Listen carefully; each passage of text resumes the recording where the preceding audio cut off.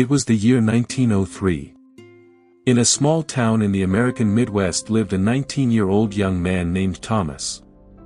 Like millions of other young men of his time, he dreamed of becoming wealthy.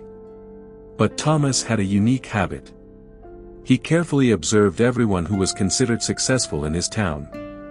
There was one thing he could never quite understand. The most respected and prosperous people in town rarely talked about money. They never bragged about new clothes, expensive horse-drawn carriages, or flashy possessions.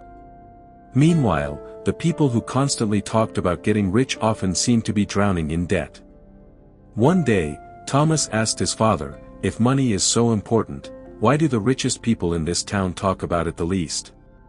His father smiled and replied, "Because, son, the wise people of the early 1900s understood something important. Before you learn how to make money, you must learn how to manage it." Back then, the world was very different from what it is today. There were no credit cards, no online banking, and no social media encouraging people to show off their wealth. People earned money through hard work, and they personally paid the price for their mistakes. Thomas's father owned a small hardware store. Every evening after closing, he would place the day's earnings on a wooden table and carefully record every dollar in a ledger. One night, Thomas noticed that his father separated a portion of the money and set it aside. "Why are you putting that money over there?" Thomas asked. "That's our savings," his father replied. Thomas laughed. "But if we can spend it now, why save it?" His father looked at him and said, "That is exactly why some people work their entire lives and still remain poor." He then pulled out an old notebook filled with years of records. Every dollar earned, every expense, and every saved penny had been carefully documented. The people of the 1900s always paid themselves first, his father explained. A portion of every paycheck was saved, no matter how small the amount. They understood that saving wasn't something you did when you had extra money.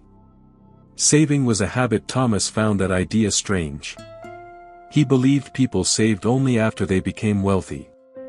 But his father taught him that wealth does not create the habit of saving. The habit of saving creates wealth. A few months later, a new businessman arrived in town. He rode in a magnificent carriage, wore expensive clothing, and constantly displayed his success.